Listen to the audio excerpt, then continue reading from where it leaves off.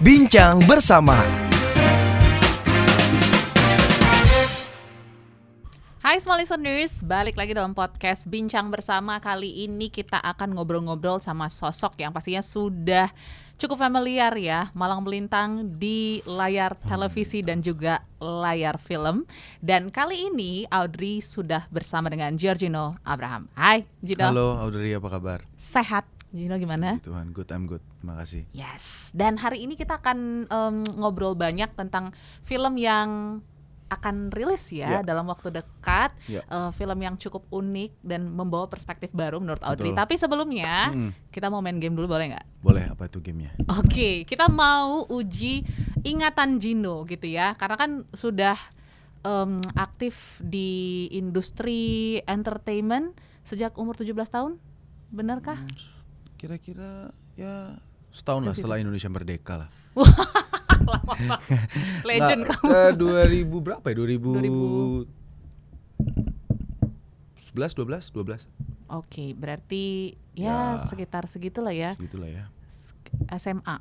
Yes. Nah, berarti benar ya, sekitar mungkin 17-18 tahun lah ya. So kita mau flashback dulu dengan karirnya Gino. Kita mau minta Gino untuk tebak kira-kira Gino memerankan apa di cuplikan gambar berikut ya. Kita langsung masuk ke gambar yang pertama. Oke, 1, 2, 3. Nih, film bersama Maudy Ayunda ya. Ingat gak ini menjadi apa di film apa? Ini film Tendangan dari Langit. 2011 kalau nggak salah, apa 2012. Ini peran aku jadi teman sekolahnya Maudy. Namanya ingat nggak? Hendro, benar? Yeay. 1 poin untuk Gino. Ternyata ingatannya masih fresh ya. Berarti itu awal-awal berkarir juga ya? Ya, 2011. itu filmku yang pertama. Oke, itu film perdana. Kalau film perdana mungkin masih ingat lah ya. Film kedua mungkin ini sepertinya. Ingat gak? Ini kayaknya udah mulai aura-aura bad boy. Kalau tadi kan good boy kayaknya ya. Ini film Bebas. Bebas, oke. Betul. Jadi udah mulai senyum. Bentar. Ingat gak kira-kira? Atau mau kasih clue ya, inisialnya A. Berapa huruf Kak? 5 huruf. A. Ariel? Andri? Alan 4 ya. Apa ya? Aduh, bener-bener A. Andri. Kok Andri? Bukan Andri. Andra. Oke. Iya. Ini Andra, karakternya lupa. betul ya, kayak bad boy betul. gitu ya. Oke, ini di tahun berapa ingat nggak, Gino? 2019. Betul ya? Betul. Masih ingat berarti ya. Next kita ke film yang ketiga. Nah, ini kayaknya anak-anak pinter juga nih. Ada buku, belajar gitu ya. Ini aku ingat. Ini apa filmnya Pengejar Angin. Betul, di tahun 2000. Tadi kan 13, 14, 12, 10, 9. Dicoba semua. Hah? 2011. Jadi apa tuh? Ingat nggak? Jujur nama karakternya lupa lagi. Y huruf Y. Yesus. Jadi apa ya? Tokoh-tokoh mirip dikit lagi, dekat juga dengan tokoh yang disebut. Ayahnya Yesus siapa? Masa Yusuf? Iya bener, Yusuf. Enggak lah. Emang iya? Yusuf. Betul, data yang kita dapat sih Yusuf ya? Mungkin ya. Tapi karena udah Maaf, 2011 lupa. ya, it's okay. Tapi ingat ini film apa tahu? Oke, kita lanjut lagi ke. Ini pasti ingat sih. Ini salah satu film yang boom ya. Ini film Bumi Manusia. Peran aku sebagai Robert Melema. Betul. Tahun berapa? 2019. Yes, good. Next, kita ke film berikutnya. Ini series ya kalau nggak salah. Oh, ini aku tahu. Ini yang viral juga nih.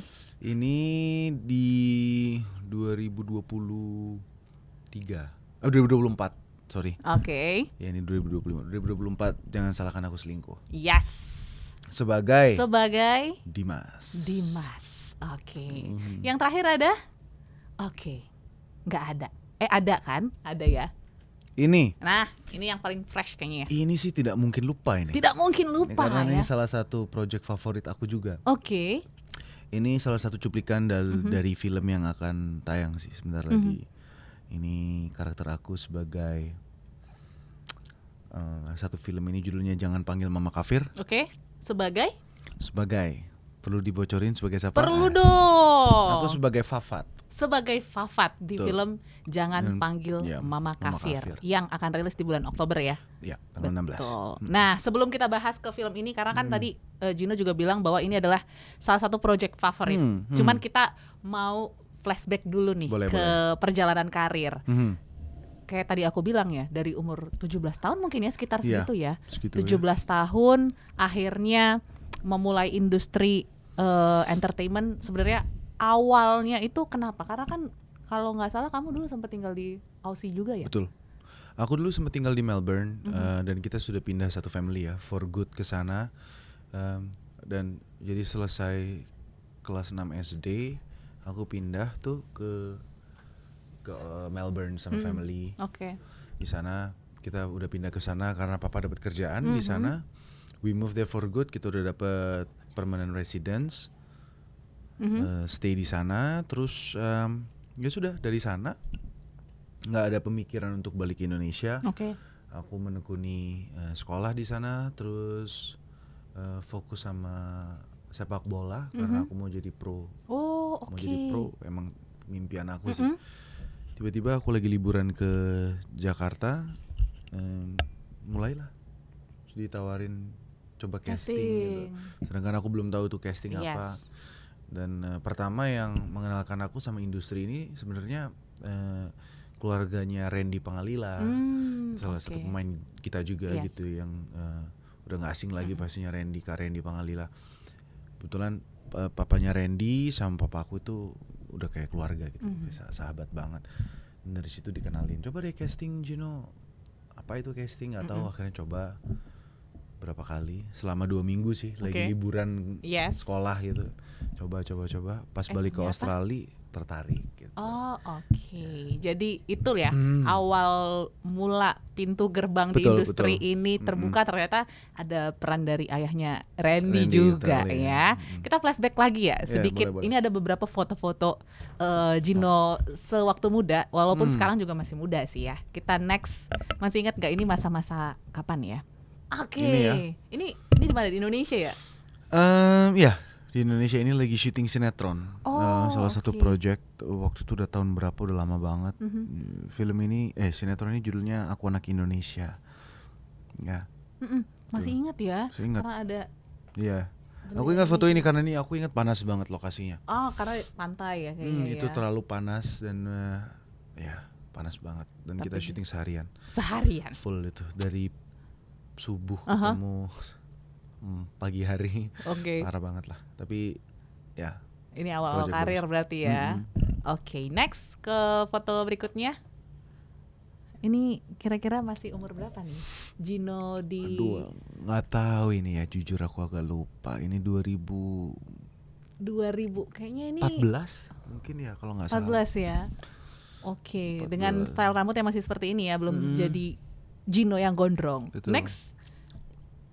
Nah, ini kayaknya satu passion yang mungkin masih banyak orang yang tahu atau nggak tahu nih. Ya ini aku lagi ngisi ini sih. Waktu itu lagi ngisi lagu bareng-bareng sama beberapa cast untuk satu project. Aku lupa apa. Jadi ya kita nyanyi rame-rame. Bareng-bareng. Oke, nanti kita juga bahas tuh ya passionnya Gino dalam nyanyi. Soalnya ada beberapa single juga kan. Next, kita lanjut ke foto berikutnya. Ini aku lagi syuting sinetron nih, belum lama nih, Love Story. Series. Ini lama banget syutingnya, jumlah episodenya panjang juga, sekitar 700 something atau 800 episode. Ya, ini semasa COVID. Dan 700 episode, kebayang banget sih. Masih ada foto lain? Masih ada lagi? Nah ini nih, ini Gino mode apa nih? Ini aku lagi syuting video klip. Video klip? Untuk single aku. Oke. Ya. Single yang keberapa nih? Ingat gak? Pertama. Oke, ini single pertama Gino. Oke, sepertinya sudah habis. Oke, siap. Sudah habis. Udah pusing juga ya, flashback sedikit ya, nginget-nginget masa lalu. Tapi ya itu ya, namanya perjalanan karir. Pasti ada transformasi, ada perubahan gitu ya. Baik dulu mungkin mungkin orang banyak kenal Gino itu di sinetron. Betul. Gitu ya. Dan sekarang kita mau lanjutin tadi cerita terkait dengan karir ya, karena gerbang pembukanya ya dari ayah Reni Pangalila, terus akhirnya tertarik. Cuma kan tadi Gino bilang bahwa masih punya passion jadi pro player dulu. Iya, pemain sepak bola, betul. Nah, itu jadi impian dari kecil sebenarnya, karena ya namanya anak muda, pengennya kan jadi pasti nggak jauh-jauh dari atlet. Kalau nggak jauh-jauh paling ya polisi, tentara. Ya, itu kan jarang yang pengen jadi saya pengen jadi aktor. Ya, pelukis itu kan jarang, seni atau aktor. Jarang pasti. Terus by the time ya aku tekuni terus olahraga, pengen jadi pemain sepak bola. And it was going uphill cukup baik. Ikut SSB di sana juga, ikut kompetisi rutin. Seminggu 3 kali kita pertandingan, ada kompetisi, ada turnamen semua. Sampai akhirnya ada tadi cerita tadi di mana aku lagi liburan ke Jakarta dan dapat tawaran untuk ikut casting. Terus sepertinya I feel like kayaknya ini seru banget nih kalau aku tekuni gitu loh. Kenapa? Karena nggak semua orang bisa dapat kesempatan untuk mendalami industri ini gitu. Which is satu, wah ini kayaknya oke banget nih gitu. And you know, kalau I have to be realistic bahwa untuk jadi pro footballer it's really hard, susah banget. Apalagi ya kompetisinya sangat masif ya. Gitu. Oke. Tapi dulu gimana respon dari mama papa ya? Kan dulu kamu mungkin sudah fokus banget nih ke sepak bola, terus tiba-tiba switching. Dan mungkin harus move ke Indonesia juga di momen itu. Move balik ya ke Indonesia, karena dulu aku tuh tinggalnya di Surabaya. Terus baru ke Australia, terus akhirnya harus ke Jakarta. Karena memang yang ditakutin sebenarnya sama orang tua aku, terutama mama ya, itu karena kita nggak tahu industri ini. Meskipun ada di keluarga juga yang memang di industri juga. Kebetulan om aku tuh vokalisnya band Boomerang. Ya, Roy Jekonia. Tapi itu kan berbeda sama apa yang aku tekuni sekarang gitu. Dan itu cuma hanya maksudnya musik ya. Dia sering tur keluar kota. Sedangkan jarang berada di Jakarta lah ibaratnya kalau penyanyi yang memang tur gitu ya. Tapi untuk stay di Jakarta itu sebenarnya ada ketakutan tersendiri sih sebenarnya untuk keluarga awalnya. Kenapa? Karena mereka pikir ya dunia entertainment industri itu sangat bahaya karena nggak jauh dari narkoba, nggak jauh dari dunia malam, nggak jauh dari godaan perempuan, dan mau godaan perempuan, godaan laki-laki, apapun lah, semua digoda-goda lah kita di sini kan. Ya kita tuh gampang digoda-goda kalau sini. Tapi ya aku percaya sama moral dan yang ditanamkan di keluarga di aku dari keluarga, ya akhirnya kita jalanin lah gitu loh. Dan it turns out that ya nggak seperti itu gitu. Bahwa sebenarnya itu hanya stigma kan, pemikiran orang yang memang seperti itu gitu. Hanya segelintir lah sebenarnya itu. Memang ada, tapi ya kembali ke kita masing-masing. Nggak harus di-entertain kan untuk kita hidupnya nggak benar, untuk kita terjun ke dunia yang lebih gelap gitu. Tapi so far sih so good. Dan di awal karir sampai dengan sekarang, kalau Gino sendiri menjalani prosesnya apakah cukup sulit gitu? Mengalami kesulitan juga nggak? Atau justru mungkin kayak ada privilege juga ya untuk akhirnya punya dapat project-project yang nggak berhenti. Bahkan tadi sinetron pun bisa sampai 700 episode, itu kan cukup panjang banget. Betul. Tapi 700 episode itu kan melewati banyak sekali project-project yang gagal. Yes. Banyak sekali ngelewatin project-project yang memang tidak menyampai 100. Janganlah 700. Okay. Nggak nyampe 100. Semua sinetron aku jarang nyampai 100 episode. Rata-rata tuh 30 episode selesai, 40 episode selesai. Gitu. Ada yang lagi syuting 3-4 episode diudahin gitu. Sedangkan income aku jadi cuma dapat per episode sekian itu. Tiba-tiba di saat COVID lagi ya? COVID nggak ada pilihan, bioskop tutup, nggak ada yang bisa mau nonton. Kita semua nggak ada mau buang uang, spend uang untuk nonton ke bioskop, nggak bisa juga. Ya kan, semua orang yang kerja dirumahkan, at home, ada tawaran masuk sinetron, ya udah aku ambil aja, because I need work. Gitu kan, realistis, aku butuh income, aku ambil. And ternyata itu yang jadi sumber berkat buat aku. So ya maksud aku, ya aku bersyukur banget gitu di saat orang-orang lagi pada struggling di era COVID, di situ Tuhan kasih rezeki. Oke. Gitu. Dan mungkin tadi Gino bilang bahwa sebelumnya nggak pernah main sinetron dengan episode yang panjang seperti Betul. itu gitu ya. Mungkin itu paling panjang. Judul itu tuh nggak hanya 1, 2, 3 sinetron loh. Aku tuh ngerjain sinetron sudah ada 15 sinetron lebih.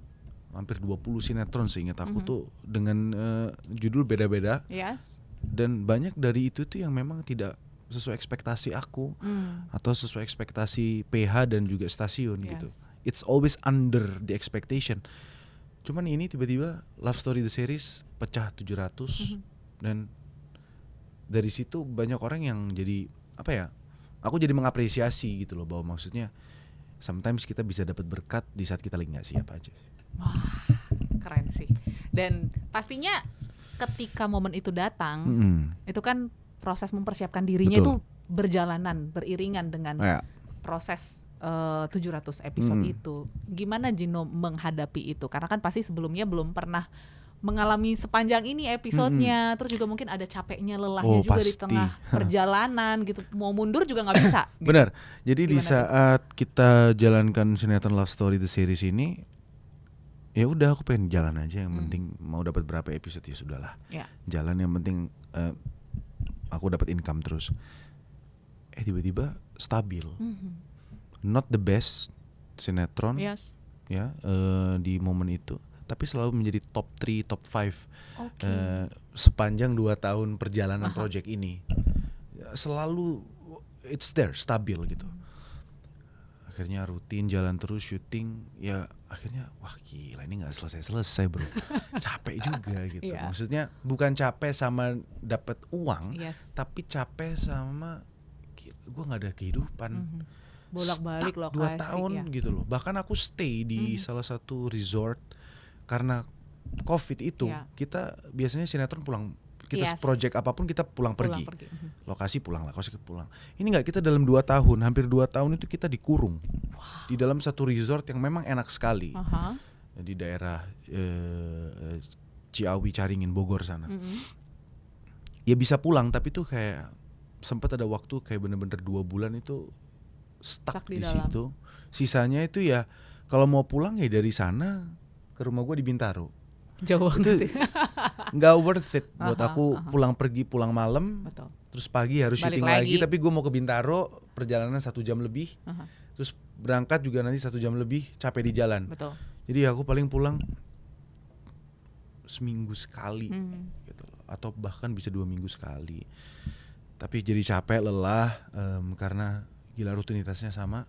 Kru-kru yang aku lihat mereka lagi lebih capek juga ya. Tidur di situ, bangun di situ, pulang syuting yang liatnya mereka, syuting liatnya mereka, pemain-pemainnya itu juga lagi. Jadi habit aku udah kelihatan di mereka, habit mereka juga aku udah tahu banget. Tapi ya akhirnya ketika project itu selesai, emang sedih banget sih, karena ya bagaimana kita ngelepas sebuah rutinitas yang sudah mendarah daging di kita selama 2 tahun. Kita harus goodbye, ini hari terakhir syuting gitu. Ya sempet sedih banget gitu pastinya. Tapi tetap ya, ternyata ketika ending prosesnya dinikmati juga gitu, walaupun kayaknya pasti. Bayangannya susah banget seperti itu. Aku sampai sempat berpikir, aduh kapan nih selesai ya judulnya? Kapan nih selesai? setiap hari nanya gitu terus ya. Iya, dalam diri. Tapi aku selalu reflect bahwa no, ini tuh berkat. Yes.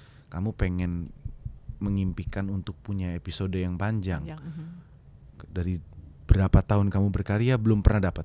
Sekarang dikasih dan lu mau exit. Maksudnya mau, gue pengen dong nongkrong sama teman-teman Sabtu, Jumat, teman-teman, bro di mana bro? Wah gila lu udah syuting mulu nggak selesai kapan kelarnya bro? Lo nggak tahu nih ada tempat baru, ada nightclub baru, ada bar baru, ada restoran baru, film-film baru yang lagi tayang, aku ketinggalan semuanya gitu loh. Tapi ya berkat itu aku jadi bisa save up gitu loh sama apa yang aku punya gitu. Jadi ya bersyukur pasti. Yes, tetap disyukuri walaupun mungkin prosesnya pasti, adalah nggak nikmatnya. Namanya juga pengorbanan seperti itu. Sampai pada titik akhirnya mungkin ya tadi pintu berkatnya akhirnya terbuka dari di situ, sinetron ini gitu ya. Dan bahkan juga mungkin tawaran layar lebar seperti itu ya. Seperti project yang menjadi favoritnya Gino nih. Iya, dan bisa dibilang bahwa project sinetron itu selesai, tawaran-tawaran itu jadi banjir berdatangan gitu loh. Karena ya like I said, berkat datang kapanpun kita nggak pernah tahu gitu loh. Aku pernah nganggur kosong, nggak ada job selama 1 tahun penuh, tidak ada job sama sekali. Tapi ada juga momen dimana 1 tahun itu banjir job sampai bingung memilih yang mana. Gitu. Tapi akhirnya memilih untuk liburan sama keluarga. Ngerti gak sih? Kayak aneh banget gitu loh. Kayak hal kayak gitu tuh bisa terjadi. Jadi ya sekarang sih aku berusaha menikmati momen-momen yang aku punya. Job apapun ya aku enjoy, dibawa enjoy. Karena belum tentu posisi kursi yang aku punya sekarang bisa aku dudukin terus. Suatu saat tergeser dan diganti dengan kursi yang lebih baru. Seperti itu. Oke. Nah tadi ke-spill sedikit ya. Mungkin semakin dewasanya kita, kadang kita lebih realistis juga gitu. Pasti. Ya. Nggak harus mengejar project terus menerus, tapi juga kita pengen punya quality time dan pasti punya idealisme sendiri. Pasti. Nah, seperti project yang satu ini gitu ya, jangan panggil Mama Kafir. Pasti ada idealisme Gino sendiri nih, kenapa memilih dan memutuskan untuk terlibat dalam project ini. Sebenarnya apa hal yang membuat Gino tertarik menjadi Fafat di film ini? Yang membuat aku tertarik adalah karena cerita ini itu cerita yang menurut aku relate banget sama kehidupan aku pribadi dan juga sama kehidupan banyak teman-teman, orang-orang di sekitar aku, bahkan di luar yang aku kenal. Tapi isu ini tuh nggak pernah dibawa ke atas meja gitu loh ya. Maksudnya ini cukup menjadi yang ya udah, if you know aja gitu loh. Tapi nggak pernah divisualisasikan, diobrolin. Yuk kita diskusikan bersama-sama secara publicly. Dan menurut aku ini salah satu panggung untuk menunjukkan bahwa ini topik yang perlu dibicarain. Dan there is an outcome to this. Tapi ya melewati banyak struggles pastinya. Gitu. Mungkin semua listeners jadi bertanya-tanya struggle-nya apa, terus juga mungkin isunya apa. So kita bahas dulu gambaran besar cerita dari Jangan Panggil Mama Kafir. So begini, film Jangan Panggil Mama Kafir ini adalah sebuah film drama keluarga, bisa dibilang ya. Base-nya dia religion, di mana ini ada kisah tentang aku yang berperan sebagai Fafat dan my partner di sini Michelle Judith yang berperan sebagai Maria. Ya kita punya kita lahir dari keluarga yang berbeda pastinya. Kita kenal di satu tempat dan ternyata we have a mutual feelings ya. Kita saling suka satu sama lain sampai akhirnya kita menikah. Ya tapi menjadi problem utamanya adalah kita punya perbedaan agama, gitu, yang kita harus pikul bersama, which means Fafat sendiri berasal dari keluarga Muslim, laki-laki Islam yang memang sangat patuh dan menganut agama Islam dengan baik, gitu. Itu sudah menjadi prinsip ya, prinsip keluarga Fafat dan sudah turun temurun lah ibaratnya seperti itu. Bahkan di sisi Maria pun yang dimainkan Michelle Judith juga sama seperti itu. Dia berasal dari keluarga Nasrani, keluarga Kristen yang memang dilahirkan dan memang cukup kuat juga di sana gitu. So ketika ada dua orang dengan background agama yang berbeda bertemu di tengah because of love, ini menjadi problem karena ini mau dibawa kemana nih? Apalagi di negara kita. Mau dibawa kemana? Kalau kita bicara tentang di Eropa atau di mana, gak jadi isu besar ini ya. Kita, ini gak akan jadi nih, baju ini gak jadi gitu loh. Karena gak make sense buat mereka. Ya lu, gua. Hubungan lu sama Tuhan lu, gua sama Tuhan gua. Lu gak punya agama, kalau gua cinta sama lu, ya gua cinta sama lu, that's it. Gak usah lu ke gereja, gak usah lu ke musola. Tapi kalau lu gak percaya gak apa-apa. Gua doang kok yang pergi. Sedangkan pemikiran seperti itu di negara kita masih belum bisa. Which is ini menjadi problem sebenarnya kan untuk negara kita. So ya ini cerita yang menurut aku sangat relate banget ke masyarakat, bahwa untuk menggabungkan agama yang berbeda ini susah banget sebenarnya. Harus ada toleransi, harus saling pengertian, ada rasa, ya pastilah itu semua nanti akan terbuktikan, terangkum semua di film ini gitu. Oke, berarti akan banyak feelings ya di dalam. Pasti. Baik dari ketakutan, dari kekhawatiran, mungkin rasa cintanya yang besar juga akan tergambarkan ya, dan mungkin ya akan banyak sekali yang relate dengan situasi seperti ini. Tapi yang menariknya kalau Audrey lihat dari trailer ya, ini kan menyangkut juga kepada parenting ya, anak ya. Ini juga yang mungkin jadi tantangan juga dalam pernikahan perbedaan agama seperti itu. Dan karakter si anak nih yang kayaknya mencuri juga perhatian ya. Betul. Memang menurut aku karakter Laila ini anak dari Fafat dan juga Maria yang dimainkan oleh Humaira Zahra, dia karakter yang sangat bagus, sangat baik, lovely banget. Jadi buat kita sebagai penonton untuk kita merasakan emosinya, dia berperan besar banget di sini untuk menggiring kebingungan satu karakter. Ini gue harus kemana sih? Ya? Ke mama gue apa ke papa gue gitu. Jadi ajaran apa yang harus aku ikuti? Karena aku dilahirkan, aku berhijab di sini, si Laila ini berhijab, dia harus sholat dan semuanya, tetapi dia harus mendapatkan ajaran dari ibunya yang memang non Islam, which is yang dia Kristen. Jadi perjuangan seorang ibu untuk mendidik anaknya dengan agama yang dia tidak kuasai. Kenapa? Karena di sini karakter saya Fafat meninggal dunia di 30% awal film. Dari case di mana akhirnya meninggal. So sosok ibu ini tuh kehilangan arah. Anak ini kehilangan arah, harus bagaimana? Belum lagi ada hak asuh yang ikut terlibat di sini dari pihak orang tua Fafat dan juga orang tua Maria. Ini jadi bersih tegang, complicated gitu. Jadi ya itu emosinya di sana sih menurut aku. Jadi ini mungkin hal baru juga ya untuk Gino ya. Untuk aku di industri film dengan isu yang cukup besar dan pasti aku yakin banyak banget yang relate seperti pasti. Itu. So mungkin kita juga akan tunggu filmnya rilis di Oktober tanggal 16. Boleh dong kasih reason why untuk smart listeners datang ke bioskop. Untuk smart listeners, kalau boleh ditanya misalkan why kalian harus nonton, menurut aku seperti yang aku bilang tadi, bahwa cerita ini tuh relatable banget buat kalian yang mungkin mengalami problema ya, atau case-case yang sama atau similar, ataupun akan mungkin lagi PDKT dengan pasangan lain yang agamanya berbeda.